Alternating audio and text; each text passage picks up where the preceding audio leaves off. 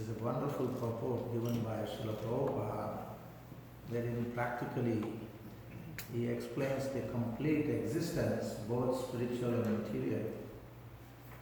And interestingly, Srila Prabhupada is so broad-minded and so liberal to allow so many possibilities, so much so that, while we all know that Srila Prabhupada criticized the scientists on so many grounds and also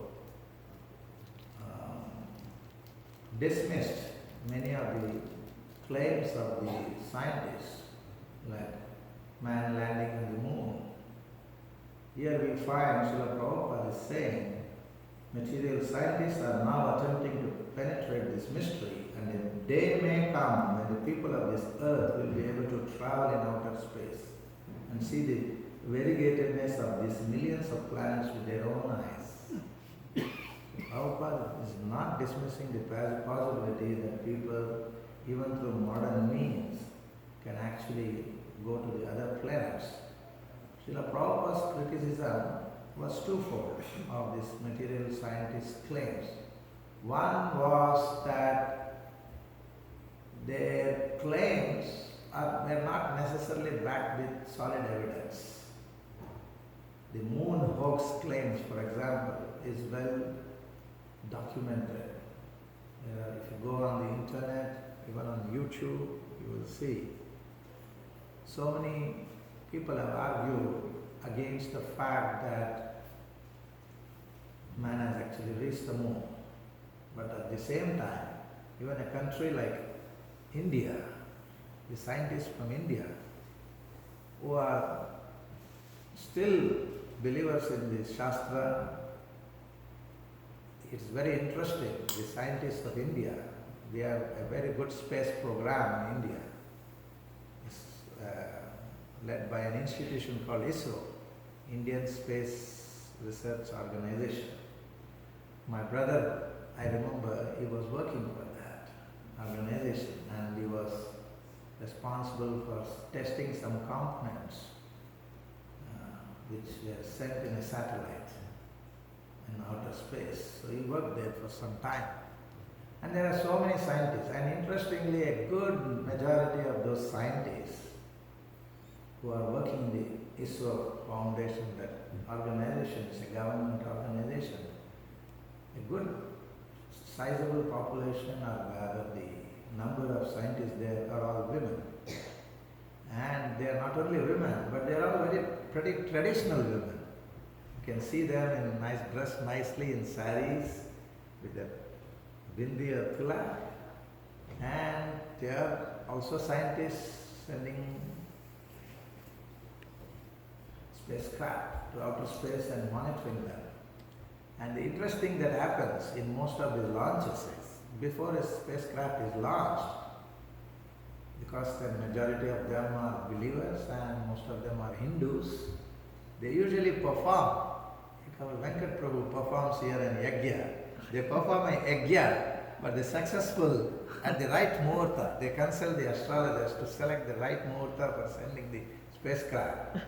And also, for a successful launch, they pray to Ganesh and so many other demigods, and they do some yajna. So, both this knowledge of their science as well as the knowledge of the scriptures sits comfortably on their shoulders. It's not contradictory for them. We find something similar to what Srila Prabhupada says here. So it's not that we condemn the scientists wholesale, but what we must understand is that the scientific field, as any other field, even field of spirituality, is infested with people, and people are infested with the cheating mentality. So much so that Srimad Bhagavatam begins, its sloka itself says, the second sloka, Dharma projita kaitavotra paramo nirmatsaranam satam, completely rejecting all cheating religion. In other words, the Srimad Bhagavatam begins by recognizing that there is cheating religion. So cheating is not absent among religionists or spiritualists. In fact, the reason so many organizations exist, so many yogis and swamis exist, and many people are attracted to them, majority of them are all bogus or cheaters. They have a strong belief that they are teaching something good. There might be elements of some good in their teaching, but if you really seriously examine their conduct, nature, there is an element of cheating in their presentations. That is why the Srimad Bhagavatam warns us that Andan Yatandair Upaniyamanaha Tepishya Tantram Gurudham Nibada. If you are blind leading the blind, sometimes this majority of the spiritualists are all blind leading the blind. Srila Prabhupada also warned us. We should be teachers, we should not be cheaters. So even it's not that we are exempt from this cheating tendency just because we belong to the bona fide sampradaya which Srila Prabhupada represents. In fact, most of our devotional endeavors or our career is a battle with this cheating tendency. We assume we are sincere when we are actually not. And the more we realize where in the corners of our consciousness we have this cheating mentality, we will be better off in spiritual life. In fact, devotees should be very, very careful not to become presumptuous about our own spiritual status. It is not a safe thing for us to think that I am sincere, I am sincere and I am a good devotee. Srila Prabhupada always used the word, I am trying to follow the instructions of my spiritual master. He never said I am following the instructions of my spiritual master. You can see so many statements. I simply try to satisfy my Guru. Simply try. In a very simple mode of devotion, he was trying to satisfy. That's all, he said. So, he did not even assume that he was able to sincerely try. So, this is one of the important things which we must remember, that we should not assume that I am sincerely doing my service to the Lord. That's not a very safe position to be. A safe position for a devotee to be in is, I'm trying, although I'm sure I may be failing. And if I manage to have some success, it is by the mercy of the spiritual master. So one should, a constant state of self-doubting is a very healthy consciousness for an endeavoring devotee. A state of complete self-confidence about what one is trying to do or what one is doing is not that healthy. So this is one of the reasons why we have so many problems among ourselves. We have problems because we are not able to practice Srila Chaitanya Mahaprabhu's simple teaching of Amanina Manadena. Amanina Manadena means we are measuring or valuing our own devotional service or our consciousness more than we are valuing others' devotional service and consciousness. If each of us were to start valuing others more than we value ourselves, instantaneously this entire atmosphere will become a Vaikuntha atmosphere. Because we all have this tendency, because we want to identify ourselves as a devotee. We are done with material life, so we want to be devotees. But we accept a devotional service with the same bodily mentality as we accept this body. This body is not us. It's It's an instrument given to us for cultivating our consciousness. That's why the Bhagavad Gita, Krishna calls this body as a field of activity. Idam shariram kaunteya kshetramityabhidiyate. This body is a field where we can cultivate our consciousness, the right consciousness of we being servants of Krishna. So when we are cultivating this consciousness, we develop an identification with the body, thinking, I am this body. Somehow or other, we means this body. We strongly identify this body with this body. And that same tendency we project it in devotional service. Devotional service is a flow of the energy of the Lord. It's a flow of, it's like a river or a creek which is continuously flowing. If you are in the midst of a river which is flowing, you feel very good. You are bathed, you are purified. You actually feel good. That's why people go and bathe in the rivers. Like that, when you are bathing in the flow of devotional service, it makes you very blissful. But when we identify ourselves with the devotional service, with the bodily concept, we think, oh, I am a devotee. That identity comes. And that identity is not so much spiritual, but rather it is the same tendency of identifying with this body. The moment we identify ourselves with a devotee, along with that we associate the false ego, the mind and the intelligence, and then we work in that presumptuous state. But if we can see devotional service as the flow of mercy of the spiritual master, it's just passing through us.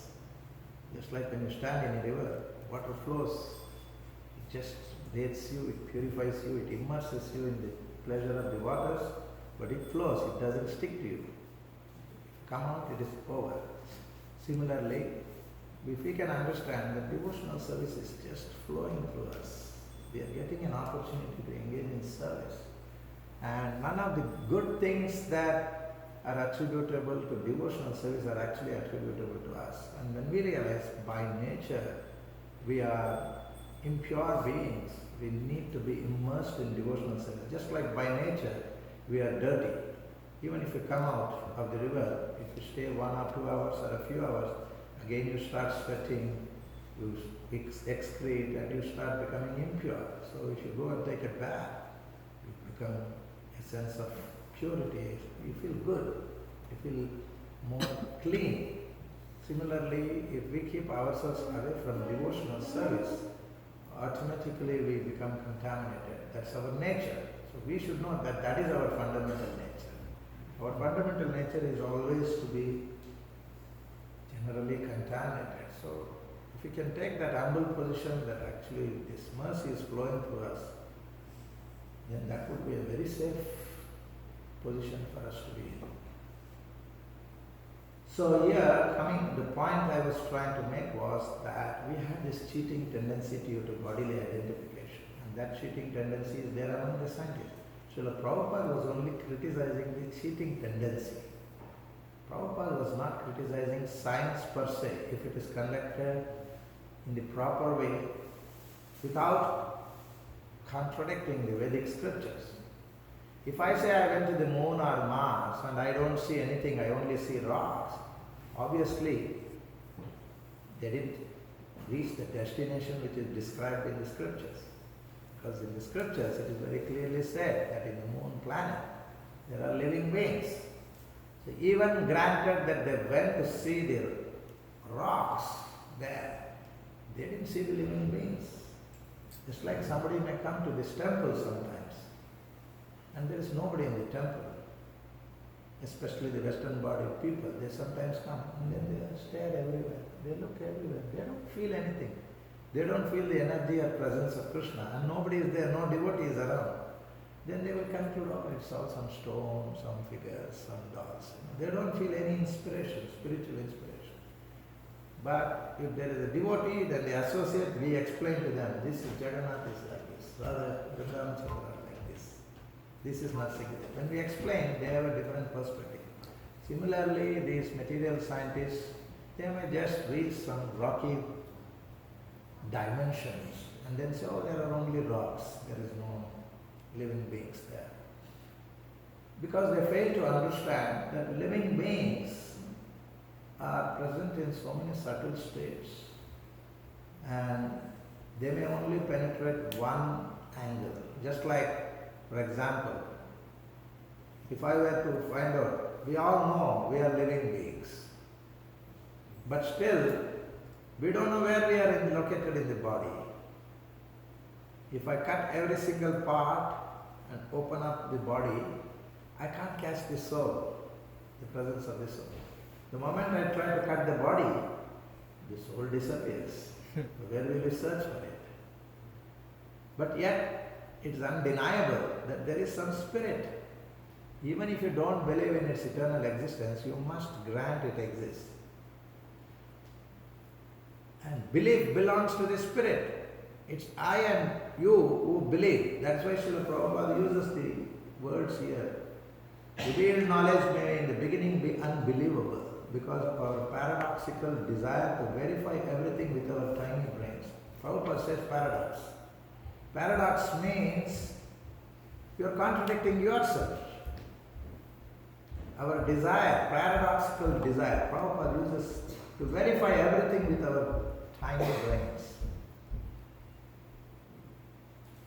We have a desire to find the truth of things. That's what science is all about. When you want to say, oh, where is it? God exists. Where is God? Can you prove me God? Where is the soul? Can you prove me soul? If I say there is a soul and there is a God, people ask, even a devotee who is a long-standing initiated devotee, but who is a very philosophical oriented person, recently sent me some messages. He is from India. He is a very close devotee friend of mine. He takes some guidance from me. So he was asking, Prabhuji, what is the proof that Krishna actually exists? After so many years, he was asking this question. Does God really exist? I have the messages just a few days back, 2-3 days back. Does God really exist? What is the proof? If God exists, what is the proof? Okay, we are believing these Shastras. Oh, because Sri Krishna, the scriptures say Krishna exists, we believe it.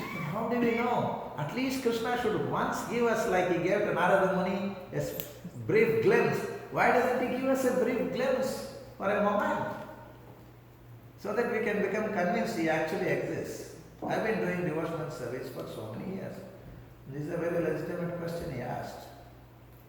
Then I explained to him that it is not possible to prove the existence of God. And if you can prove the existence of God, then that is not God. That which is proven cannot be God. God is the very source of all existence. It's by definition. The Lord or the Supreme Absolute Truth is by definition. It is God is defined, God is not proven. In the field of mathematics, for example, we have what is known as theorems and proofs. And a theorem is proven. Let's say the three angles of a triangle sum up to 180 degrees. You can prove it. You can prove it in a step-by-step manner that the three angles of a triangle add up to 180 degrees. You can give a solid logical proof which is sustainable. But this, if you see the field of mathematics, initially there are some definitions. You define what is a point. You define what is a line. You define what is an angle. Those are all by definition. There is no proof that a point exists. There is no proof that a line exists. There is no proof that an angle exists. It is defined. An angle is the region between two lines. And two intersecting lines, the region between them is defined as an angle. Similarly, a point is defined as a dimensionless entity. A point is a region of space which has no height, no breadth, and no depth. Zero height, zero depth, and zero breadth. It's by definition.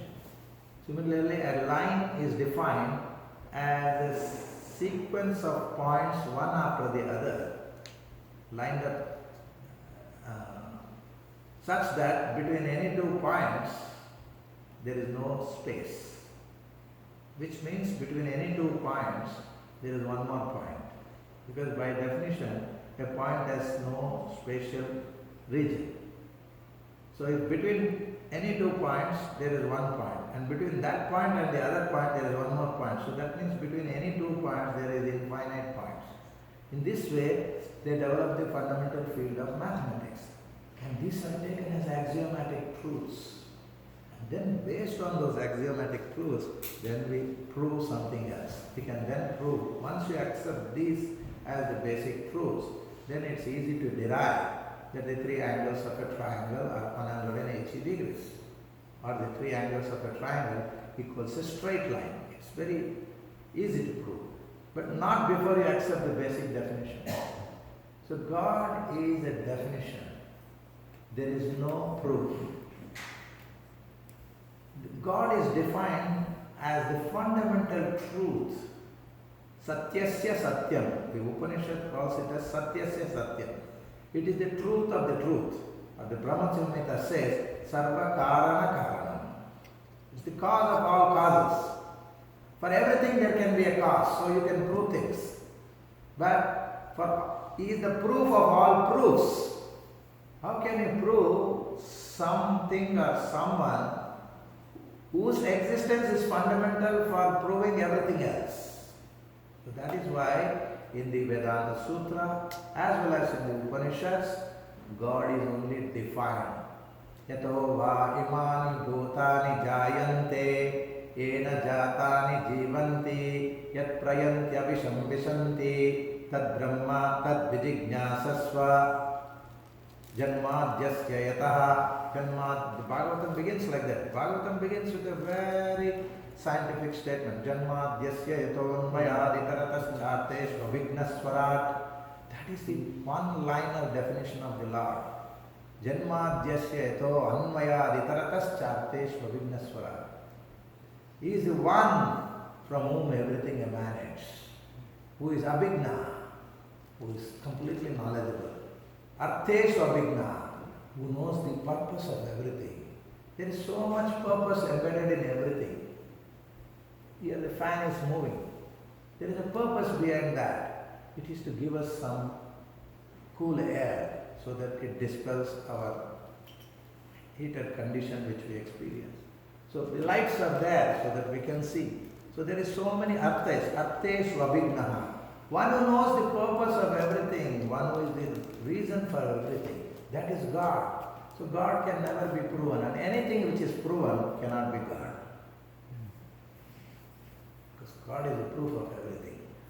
So this is the understanding. So with the proper understanding, if we proceed, it's sometimes we can only reason about God. You can say, yeah, there must be a God, because otherwise how this creation would have come about. Srila Prabhupada gives a lot of such reasonings, but none of those reasonings prove God. Because if God is proven, He cannot be God. Because if He is proven, that means in order to prove the existence of God, you need more fundamental truths, or the axioms. Without those axioms, you cannot prove something. If God is a derived truth, then it is different. But if God is a derived truth, then it would not be the absolute truth. Something which is the absolute truth has to be the source of all other truth. It cannot depend on something else. If I can prove God, then that means the God that I have proven is dependent on some axioms, some postulates. That means the axioms and postulates are more fundamental than the Lord or the God. Therefore, because nothing can exist, by definition, God is the source of all. Ishvara Parama Krishna Satchidananda Vigraha Anadir Adir Go. Anadir. He has no other previous origin. He has no previous provable postulates which you can use to prove it. Anadir, Adir. Whereas all postulates are able to be sensed as being real only because he gives us this sense it is real. When you see something, if you define a straight line, the straight line is the shortest distance between any 2 points. If you define it that way, you feel somewhat, yeah, it must be correct. You get a general sense, it must be correct. That general sense, it must be correct. That validity, that sense of validity which we find simply by thinking about it, yeah, it must be true. The shortest distance must be straight line. Because if you stretch a string, if I take this string and stretch it, this is a straight line. This is not the shortest distance. It takes more time to go from here to here. Whereas it takes shortest distance, it takes the least time for any object to travel from here to here. So this is a straight line. It seems obvious. How does it seem obvious? What gives us the conviction that something is obvious? What or who gives us that conviction that something must be true? That truth giving is Krishna. That is why he is known as Satyasya Satyam in Bhagavatam and in the Upanishads. He is the very truth which is the giver of truth to everything else. Nityo Nityanam Chetanas Chetananam Eko Bahunam Yo Vidadati Kaman. What we have to do is not to prove God, which cannot be proven. What we have to do is understand the nature of God. By logical analysis, it is possible to understand. You don't need much. Just the statement that everything comes from Him is sufficient to understand that Krishna or the Lord is Satchidananda Vigraha. It is possible. Logically, you can derive anything. If you just accept one definition, that the supreme truth is the source of everything. If you simply accept that, the rest of it follows as a logical consequence. So this is the kind of thing which Prabhupada recognized as science, which the scripture recognizes as science. And this is the kind of science we must understand. It's foolish to come to conclusion based on your own preconceived notions about what is life. Because they think life means only that which is made with this material body. They cannot conceive there can be life in the fire. That in the fire, when we lit a homakunda, it's possible for living beings to have bodies full of fire. In the sun planet, like our body is predominantly made of earth element. So in the other planets, the bodies are made of predominantly other elements. Earth, water, air, fire, even ether element. Ether element means body is made of sky. How can body be made of sky? There are bodies. And even more subtle than sky. Brahma's body is made of Mahatattva. That's why it's extremely subtle and powerful. The more subtle it is, the more powerful it is. So therefore, in this way, there is so much to know the science of God, the science of creation. And that is the information which Srimad Bhagavatam, Sri Chaitanya Charitamrita and all these Vedic literatures and literature following in the footsteps of Vedic literature give us so much information. That is why Srila Prabhupada did not dismiss that scientists can also one day through their technology achieve, provided they are spiritual scientists. Just like I referred to the scientists in India, they still trust the scriptures enough to do the puja before lunch. That means they have not lost they have not become atheists. They still trust the Shastras. And for example, current day government in India very much supports the Vedic notions, and they have established a separate branch to do research in the Vedic sciences. Of course, there are a lot of political protests by secularists and the scientists and the atheists who said, oh, you are introducing religion in schools. In some of the schools, they have now made Bhagavad Gita compulsory up to a certain standard. So they are making some steps. We don't know how far this political attempt will succeed. But what we must be convinced, devotees, is that Krishna consciousness is a very scientific approach to understanding the science of creation and the Supreme Lord. And that's what Srila Prabhupada gives us a wonderful presentation in this book. Thank you very much. Any questions or comments?